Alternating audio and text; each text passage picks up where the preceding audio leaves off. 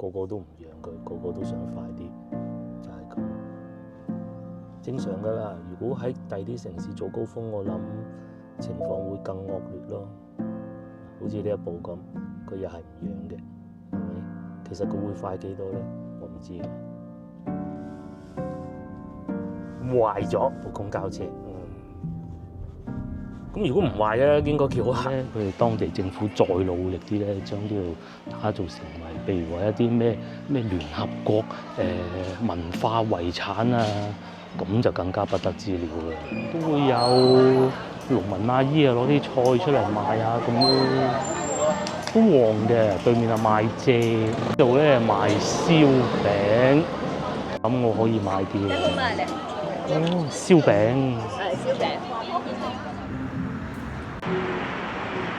各位觀眾早晨啊！而家朝頭早啱過7點鐘，咁我先過對面買杯咖啡先。嚴格嚟講唔算買，而係換啊，因為啲會員積分各種啊，會員贈送啊嗰啲咧，星巴克對面啊。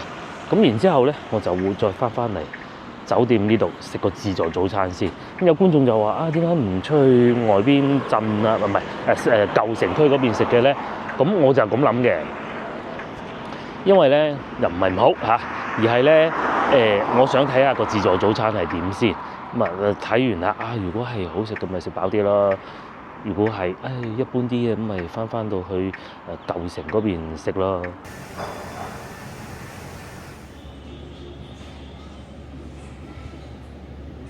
我入咗嚟餐廳，咁呢度係酒店嘅自助早餐，喺8樓嘅。你係酒店嘅住客咧，咁就俾張卡啊，望一眼就得㗎啦。咁嗰度有個拍卡機，我一拍落去嘅時候咧，佢寫住失敗啊，冇早餐，咁我就疑心啦，係咪因為太平嘅房間，所以冇早餐供應咧？咁其實唔係嘅，望咗眼我房卡就得㗎啦。早餐有啲咩食咧？有粥，仲有2款粥添。不過我唔食粥啦，有啲蔬菜啦，有啲肉類啦，炒麵啦，糯米飯添啊！呢度仲可以自己處理一啲湯麵啦，同埋啲兜裏邊不知道是什麼，係咪可以打開睇下？我湯底嚟嘅，要2條菜，然之後少量嘅糯米飯。sorry， 佢係炒飯嚟嘅，佢唔係糯米飯嚟嘅。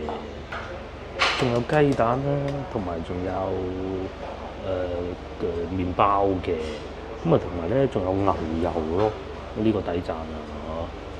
又唔好焗咁燶啦，都係簡簡單單早餐啊！始終咧都係便捷酒店，佢冇辦法做到話好似400-500蚊嗰啲酒店咁樣好豐富嘅早餐嘅。食個飽嘅啫。咁如果咧其實我覺得係咁嘅。呢啲酒店嘅自助早餐，便捷酒店自助早餐咧，真係食個快嘅早餐，唔使你走出去市區啊，或者去碰運氣啊，去試錯啊咁同埋咧夠快啊嘛。如果你好趕時間譬如話舉個例子行清咁樣，或者去見下啲細叔伯，又唔想咁早起身。又要早出發嘅9點鐘嘅車嚟，你仲去對面飲茶，唔好成個行程拖慢晒唔掂噶嘛，係咪先？燒豬唔等人咁便捷酒店早餐就有呢個好處咯又或者起碼有啲蔬菜食下。咁其實如果唔趕時間咧，係可以過對面飲早茶，因為我見到先頭見到嗰個點心王子嗰度咧已經開工啦，咁仲有呢度係有咖啡供應嘅，不過我已經換咗呢個就不必啦，唔使錢嘅係咪？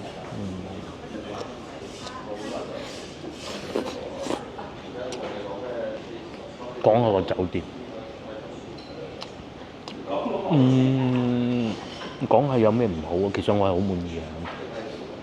我自己唔係好介意嘅，有睇我頻道嘅觀眾都知道，我唔係好介意好嘈嘅。事實上，佢夜晚因為可能係向馬路，有啲嘈，因為條路咁闊，啲車開得幾快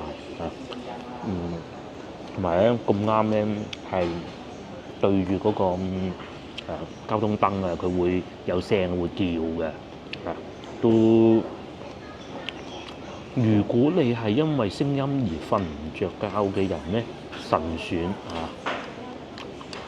同埋咧蚊多咗啲，咁當然房間裏邊係冇蚊嘅，因為佢有紗窗㗎嘛，咁其他一切都好啊嚇，呢兩樣咧可以講係雞蛋挑骨頭咯，但係好處就係方便啦，一早過去買杯咖啡，仲喺我自己屋企都未有咁方便啊，仲要行個斜坡。就係咧呢度冷氣超凍，到夏天好，我而家坐緊呢個位咧，哇，好凍啊！係啊，早餐咧簡簡單單食完，既然嚟到又睇下洗衣房啦，佢係有兩套嘅洗衣機，下邊係洗衣機，上邊就烘乾機。呢度仲有得吹乾啲衫添，咁都 OK 嘅，唔算好大，但係該有嘅都有咯，洗衣液啊、洗衣袋啊，各種都有嘅。我會建議係通常即係始終係公共㗎。如果你係介意嘅咧，我覺得除非你好急咯，即係譬如話落雨咁濕晒嗰對襪，咁點辦咧？你又唔介意係公共嘅話，咁都 OK 嘅嚇。我咧就已經退咗房啦，咁然之後咧，我而家就打算啱啱8點都未夠，我打算去老城區嗰邊帶大家睇下嘅，都未去過老城區，即係嗰啲騎樓嗰啲地方咧。咁行完之後咧，大概可能10點11點鐘左右啦，我就出發過去台山。呢個就係我嘅計劃啦。我而家就出發。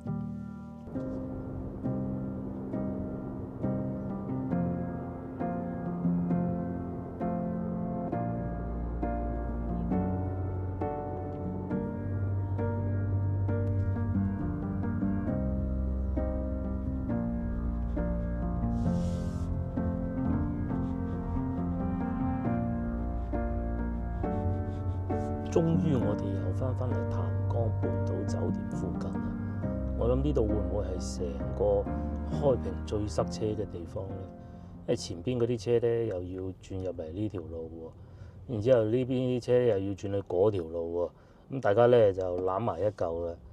咁都有罪嘅，同埋咧原來發現啊，點解江門呢度嗰啲人咧嘅駕駛者啊係咁守規矩俾嗰啲行人過咧？因為原來咧每盞燈都係會影相嘅，同埋前邊黃色嗰個巴士唔知點解停咗喺度咯，可能壞車。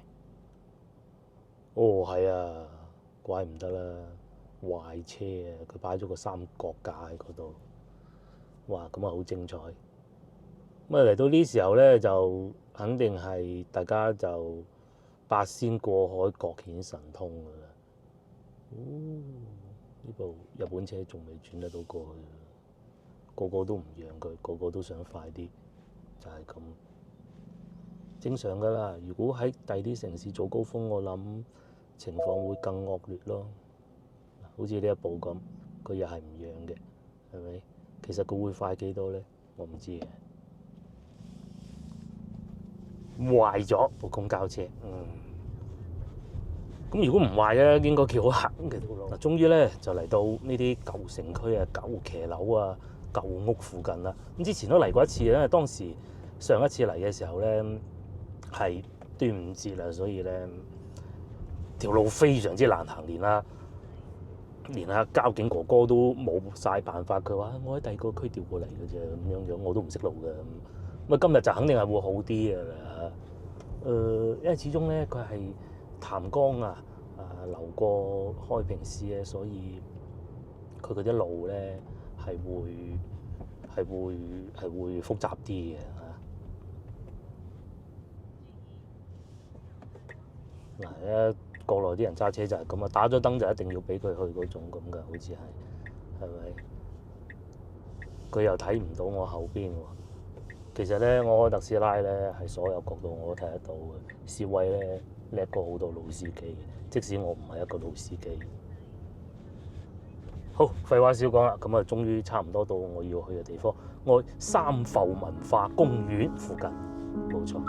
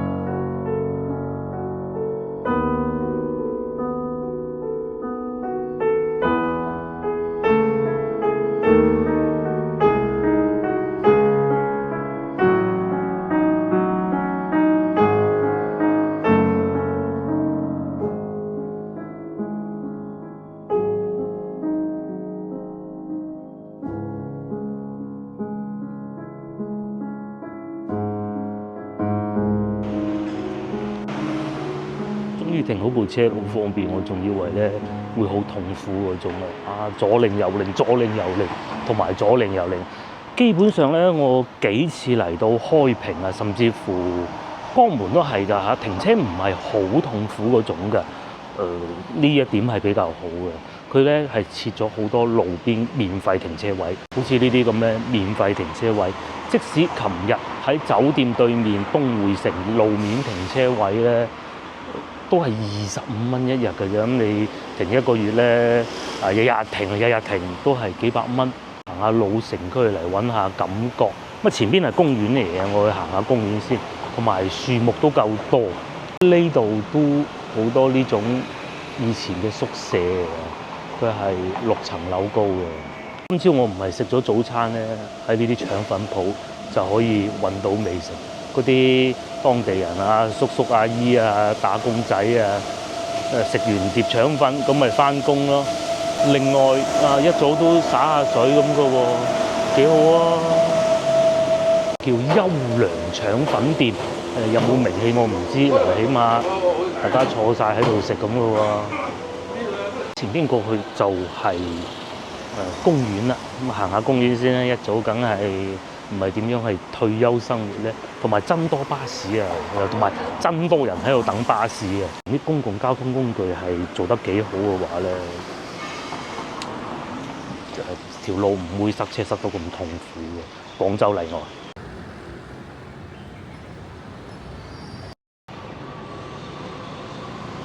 我嚟到呢度啦，呢度應該叫新昌啊，咁都係開平㗎嚇。我諗咧呢度應該係遊客嘅最愛地嘅。一來有騎樓睇啦，舊嗰啲唔係新嗰啲，上下舊嗰啲。二來咧有好多美食，包括我先頭見到嘅馬仔豆腐角啦，嗰啲騎樓咧就係咁樣。同新城區比，咁梗係呢度感覺上係殘舊啲嘅。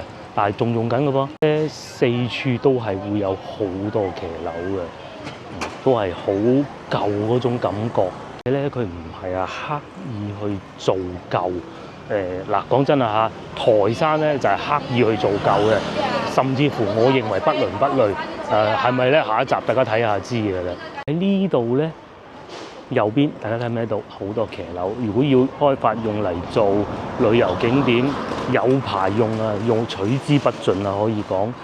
佢有少少似東莞嗰種感覺嘅，記錯應該係東莞石龍，又係有好多舊騎樓。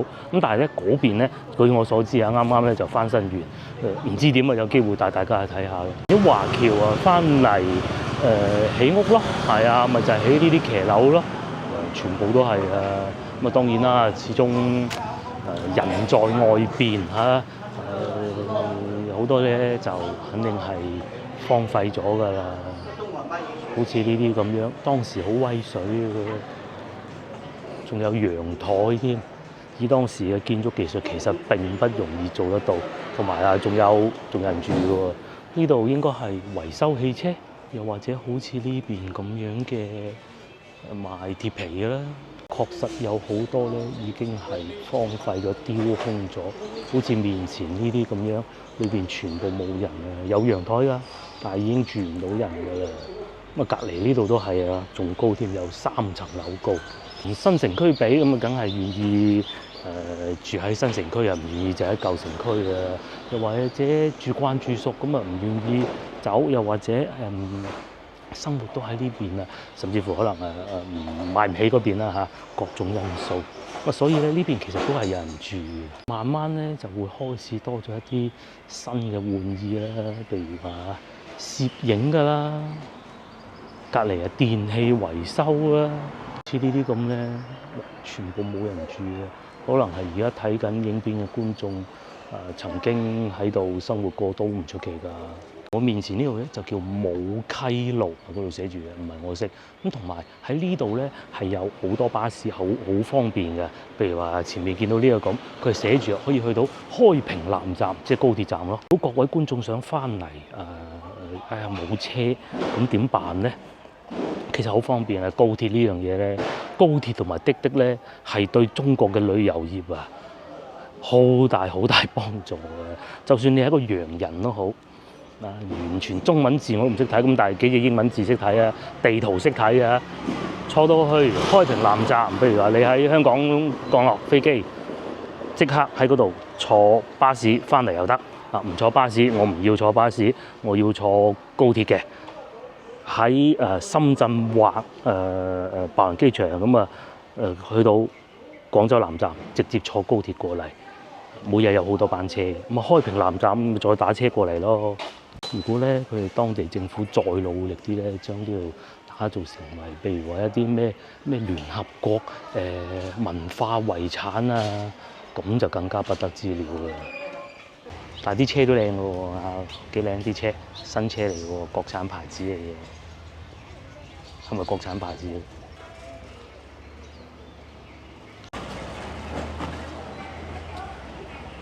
好似上邊呢個咁，仲寫住電機廠，好多城市啊，幸有呢啲㗎，即係呢啲舊嘅屋咧，佢一方面咧政府又唔俾拆，第二咧可能係個人嘅，咁佢又點拆咧？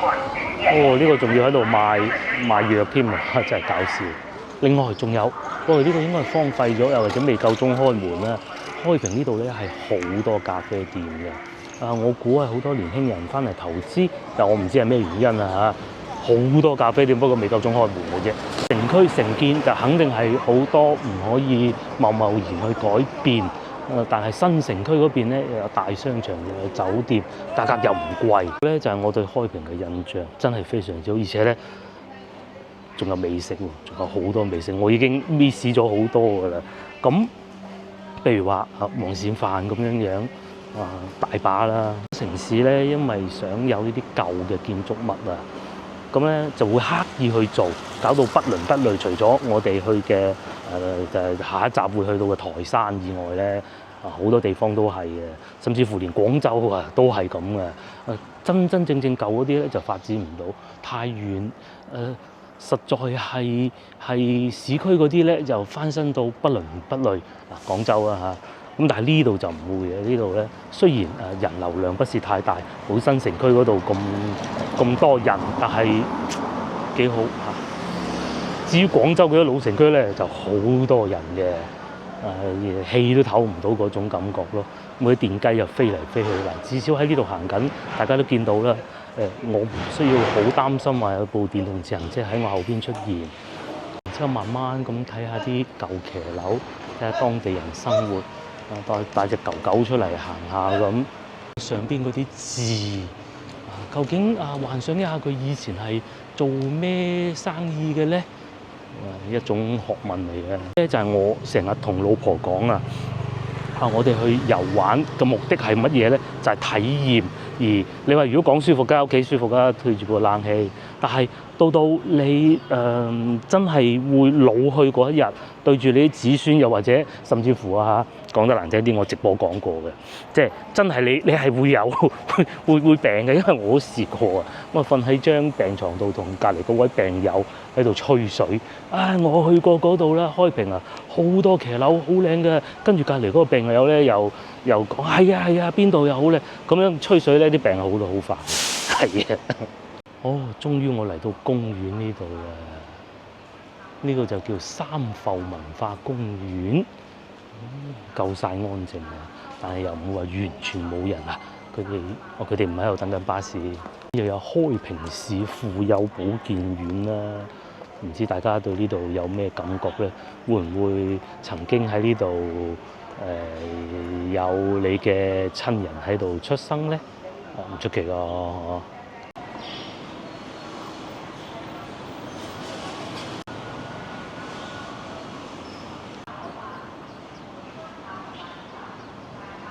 面呢個婦幼保健院咧，你睇都知道唔係呢2年落成嘅啦，佢係1951年嗰陣落成㗎。咁所以睇上去嗰個建築風格咧，好似蘇聯嗰啲建築物㗎，係咪？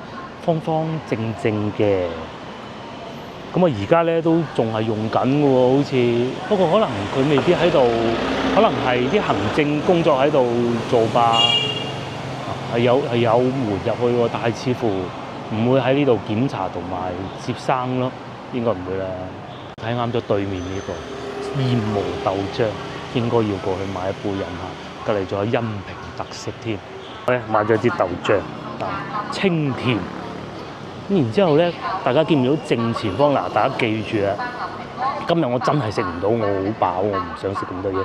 正前方有間寫住3.3啊，都唔好話過去睇埋佢，唔食還唔食都過去睇。即係咧同老婆嚟過呢邊㗎，係啊，當時已經意猶未盡啦，夜晚黑咩都睇唔到。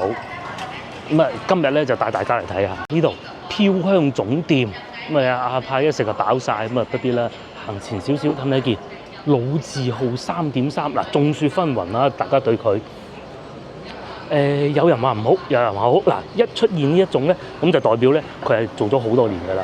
原來市中醫院喺呢度，只要一有人去討論，咁即係代表咧佢有人試過佢好，有人試過佢唔好，即係多人試過啦。3.3老字號就係呢個啦。咁係食咩咧？鹹雞籠同埋食燒餅啊，呢兩樣。第二啲咧好喺社交媒體上邊講啊，都係眾說紛紜啦。但係呢兩樣嘢咧就必須要試啊！我就不必啦嚇。3.3鹹雞籠，嗰度糯米雞好 heavy 嘅，仲有茯苓糕都可以試下嘅，就係呢度啱送貨嚟喎。而家就喺市中醫院對面，好好記啊！咁同埋咧，啱先買呢支就同阿叔叔傾偈。阿叔叔講嗰啲咧，基本上我聽得明。咁但係當然個場景我係知道，佢問我幾多錢啊？豆漿啊，要唔要炒粉啊？咁嗰啲我知道個場景嘅。佢唔係同我講第二樣嘢，咁我大概知道佢係講咩咁啊，100% 聽得明。但係講我就真係冇胃力啦。我哋行去公園行下。呢個超市我哋上次都有留意過，佢咧喺度做推廣啊，喺度叫咪啊，都係用開平話嘅。咁你哋又識聽幾多句？其實咧，我3歲，即係人都係3歲左右開始學講嘢㗎嚇。咁咧，咁啊，梗係阿媽湊啦嚇，因為老豆冇時間嘅，工作太忙咁咧。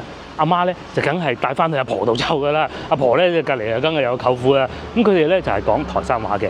咁其實按道理咧，我係應該要識嘅，因為聽咁多，而且啱啱係學講嘢嘅時候啊嘛。但係有個遺憾咧，就係我唔會同佢哋講啊，即係佢哋唔會話阿輝你食飯定食麵啊咁樣，我就吃飯啦咁我係唔會講嘅。我話食飯啦，咁佢就俾飯我食，導致到一種情況咧，就係我真係唔識講，但係聽咧。佢只要唔講得太急，同埋個場景係啱嘅咧，我都聽得明嘅，同埋冇咁多句咯。係啊，即係好似啱先買呢個咁，基本上都聽得明。我哋嚟行公園，呢個公園我記得唔係好大嘅，咁但係咧同其他地方嗰啲市政公園一樣啊，免費嘅。而家內地咧絕大部分，唔好講內地啦，廣東省內咧絕大部分嘅公園、市政公園咧都係免費嘅。咁呢度做乜嘢咧？就係喺度打下羽毛球啊，打下籃球咁咯。咁啊，同埋仲有個好大嘅停車場添，但係就應該外來客入唔得到嚟㗎啦，而且都滿晒咯。呢個豆漿好啊，有渣講明咧唔係開粉嘅。開平呢度咧，俾到我感覺啊，似廣州老齡化幾嚴重。咁後生嘅咧，應該就唔會再住喺舊城區呢度㗎啦。但凡有少少條件，咁啊年長嘅梗係習慣咗呢種生活，唔中意去新城區嗰邊㗎啦。朝頭早過嚟啊，樹底捉下棋啊，打下羽毛球啊，呢啲咪就係退休生活咯。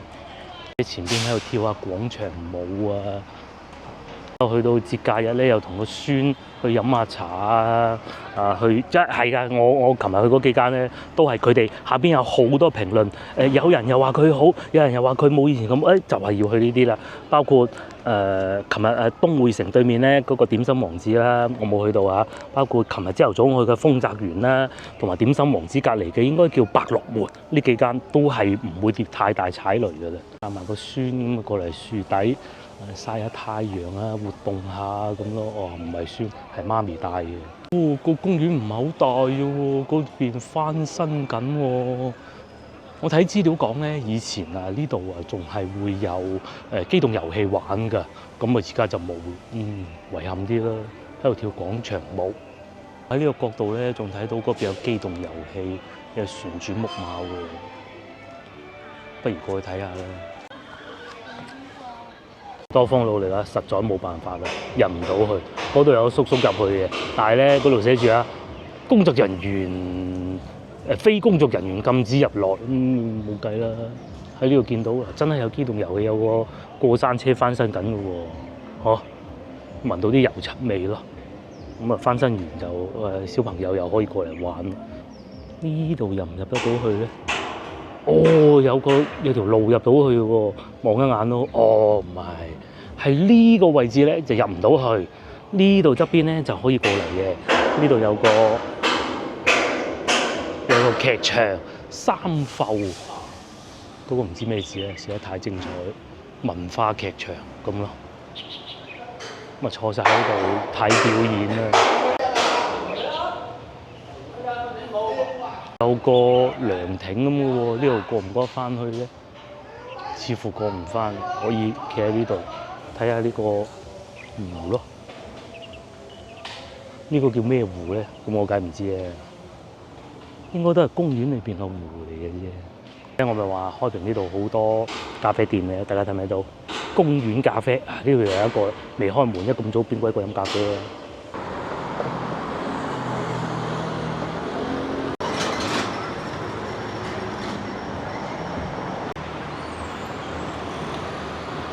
咧嚟到開平，諗住睇下啲騎樓啊，咁睇完之後咧，有一個地方必須要去嘅，就叫風采堂。咁佢而家咧就已經喺風采中學裏邊㗎啦。呢度行過去前邊啊，咁咪中學咯。咁當然啦，我哋係唔入得去㗎嚇，係只能喺門口偷偷張望嘅啫。啱好俾棵樹遮住咗，比較遺憾。咁如果要睇，可能喺對面睇會清晰啲吧。可惜。咁我哋行近睇下啦。咁既然都嚟到啦，講下風采堂嘅資料啦。佢而家喺學校裏邊咧，但係其實咧佢已經建於清朝光緒32年1906年㗎啦。咁去到1914年咧就竣工啦嚇。佢咧係為咗紀念北宋名臣俞正咁所建嘅，識睇唔到。原來咧裏邊仲係有用中西合璧嘅設計嚟㗎。古希臘嘅柱啦，羅馬嘅月拱啦，伊斯蘭風格嘅嗰啲落掛啦，啲資料讀㗎咋。伊斯蘭風格鑄鐵掛落巴洛克裝飾咁嘅，可惜睇唔到。我哋去前邊嗰度都有好多騎樓嘅，再帶大家緬懷一下，欣賞一下，咁離開過去台山。我喺貨無人機嗰度見到好多船彈家船，唔知仲有隻狗狗添，隻狗狗望住我啦，但係佢尷尬又另一面咯。就係呢度叫做太平路，但係佢寫住危房勿近喎。點解我要過嚟呢度睇咧？因為呢間屋咧感覺上好似我哋翻到廣州咧，萬福路嗰度咧又有一個騎樓係咁嘅，而且呢個嘅窗細啲，都係呢種咧。喺一個轉角位呢度出現嘅，咁佢咧係轉角位嘅騎樓，可惜就危房勿近。咁對面都有人喺度配鎖匙嘅喎，我哋去前邊睇下，即全部已經變晒危房，冇人住啊！偶爾有一間半間係有人喺邊做下生意咁咯。前邊呢位先生咁喺度斬緊樹木，呢個人係一個藝術嘅創作咧。不得而知啊！原來佢係賣炭嘅呢度。喺呢度咧都可以睇得到啊！以前開平呢啲舊區咧，應該係好熱鬧啊！有錢人先住得，同埋嗱喺呢個角度咧係勉強睇到裏邊風采堂嘅，實在太可惜，不能夠入去咯。能睇下附近呢啲建築物咧，全部都冇晒人咯。冇喺度住咯，一唔係搬晒去新城區嗰邊啦，一唔係就移民去美國啦，係咁解釋㗎啦。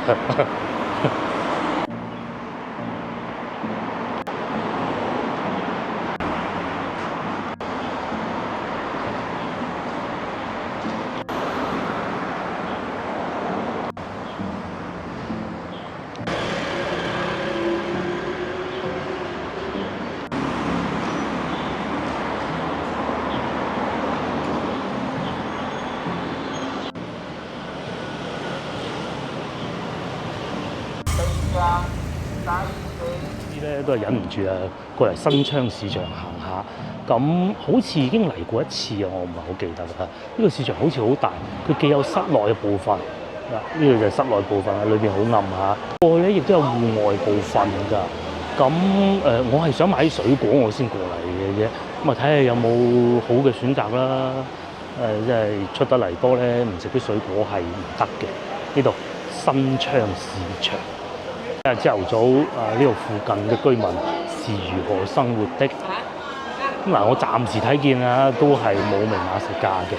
OK， 咁啊賣蓮藕啦、番茄啦，賣豬肉啦，同埋豬油嘅。咁果店喺邊咧？呢邊似乎冇喎，呢邊呢個肉類應該全部都喺晒裏頭呢度賣㗎啦。有魚啦、雞啦，喺呢邊穿唔穿得到過去？個市場咧就唔夠琴日嗰個好行嚇。琴日嗰個咧地下係冇乜水漬啦，嗰個叫新徑市場啊。呢度咧就起碼睇上去陰暗啲啊。嗰度嗰個位置唔知係咪有得行嘅咧？去睇下佢啦。咁啊雜貨鋪啊，各種都係有嘅，喺呢度嘅。我記得個市場係好大，因為同老婆嚟行過一個市場咧。係好大嘅，市場邊又有早餐食啦，廣西我嗰個石磨腸粉啦嚇，係咪之前講過啊？腸粉要石磨先好食噶嘛，呢度咪有咯。隔離又係石磨腸粉，呢度有水果嘛，提子啊、番石榴啊、香蕉啊、明鄉下土豬啊咁咯。呢度就半戶外啊，似乎咧。其實內地人咧都係中意喺戶外啊買餸啊，而唔中意喺室內買餸，黑媽媽睇唔得清楚啊嘛，係咁啫喎。咁我諗我嚟錯地方，唔係呢度，因為上次咧同老婆嚟咧，有一次喺個醫院旁邊嘅，哇，墟冚到非常啊！嗱呢度咧見到係明碼實價啦，啊無論係買又或者拍咧，我哋中意有明碼實價。咁啊正常啊，價錢都唔會特別貴。我哋成日話咧，去到一啲小城市啊，呢度算少啊嚇，至少同廣州比。咁佢哋嘅物價咧，其實有時候未夠廣州平㗎。不過暫時我喺呢度見到咧，先唔講話當地特產嚇，其實唔係好貴嘅整體上。個原因可能因為租平咯，係啊，租平咁佢物價咪唔會貴咯，係咪？嗱呢度都有水果賣嘅，蘋果6蚊，嗰啲橙2蚊半啊，連龍眼都已經開始有，仲有人參果10蚊7個，嗰個係咪人參果？6蚊1斤嘅蘋果合理價錢都，同埋仲有寫大字添，所以市民喺度買餸嘅喎。雖然啊唔算話我上次行過嗰個咁大，嗰個真係大得好凄涼啊！我唔知喺邊而家已經，但係咧呢度睇上去都多人喎，人流幾旺嘅喎。同埋咧，其實先頭我行過某啲唔係呢度啊，係另外嗰邊，見到有啲鋪頭咧，佢都會寫住狗肉㗎，啊即刻唔影啦。咁啊呢邊係暫時睇唔到啊嚇，可能嗰啲收埋嗰啲咧，偷摸摸嗰啲食狗肉係不好的。呢樣都會有農民阿姨啊攞啲菜出嚟賣啊咁咯，都旺嘅。對面啊賣蔗，呢度咧賣燒餅。咁我可以買啲嘅。哦，燒餅。係燒餅。係陳皮，呢個係即係大件啲嗰個咧就係陳皮，細件啲係豆沙。係。仲有呢啲叫乜嘢咧？雞屎藤。哦，雞屎藤。哦。呢隻艾錢。好啊好。仲有好多我講唔出名嘅美食啊。發糕似係。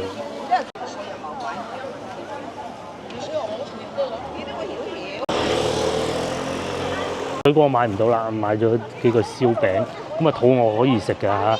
細個嘅時候咧，外婆俾我食過嘅，咁啊呢啲咧就其實啱啱燒好係最好食嘅，喺恩平食過，喺嗰個酒店門口啊出去，哇好好食佢，即係睇住佢燒嘅，咁啊呢啲唔係現場燒，肯定係冇咁香口嘅，但係都好食嘅嚇，情懷滿分啊嘛。咁好啦，咁啊我真係唔再多行啦嚇，我翻去攞翻架車就去台山。我上到車睇下先，因為咧嗱，首先咧我係會去景點嘅，咁我計劃係咁嘅。咁啊酒店咧我亦都訂咗啦，酒店咪住翻喺台城。咁啊景點嗰度咧就應該係黃茅海附近嚇。上到車再講啦。呢邊又好似人氣旺翻啲，多人過喺先頭騎樓嗰邊，我覺得嗰度真係冇乜人嘅，太舊啦啲屋。啲屋起碼新過騎樓嗰啲屋，你有人氣啲啦，起碼有個市場行下睇樓，喺呢啲地方睇好嘅。首先呢個新昌旺宅3樓大嗰個柴房啊，我覺得係車房嚟嘅，冇理由柴房嘅，唔知嚇。僅售15萬，哇！咪應該係舊屋嚟嘅。上邊呢個2000年馬賽克係真係寫柴房嘅喎，佢哋咁啊電話係俾人拆咗佢，可能賣咗人唔知點啊嚇。31.8萬，90幾平方米喎，新迪學校側4樓3房2廳，90幾平方米喎，31.8萬啫。咁啊仲有好多嘅，但係呢啲就譬如好似呢個咁啊，橋園路唔係好偏遠啊，但係可能會舊啲啦。裝修新淨，僅售26.8萬，80方啊，23.8萬，88方啊。呢啲就唔知有冇送柴房啦嚇。呢個咁啊，睇幾錢啊？睇唔到，都係寫送柴房嘅喎。有冇觀眾話到俾我聽，究竟柴房係咩意思啊？咁啊，仲有呢度，大家睇唔睇到？咁佢哋呢度咧，嗰啲出國旅遊啊。係咪有好多哥斯達黎加8天？點解要去嗰邊咧？因為咧嗰邊都好多恩平人㗎，我唔去搞佢啦。呢個價錢可能去到現場唔同啲嘅。秘魯、智利、阿根廷，尤其係哥斯達黎加都好多51人士嘅。哇！不過18日使到5.8萬。佢去埋墨西哥、古巴。呢邊咧就中意美國嘅。但係去到南美咧係好多恩平人㗎。啱行過咧，又睇下佢哋呢度剪頭髮幾錢咯。洗吹會員價20，單價25。洗剪吹咁通常都係洗剪吹45，哇都唔平喎嚇，都唔平啦。電髮嗰啲就不講了，唔平喎，45蚊洗剪吹。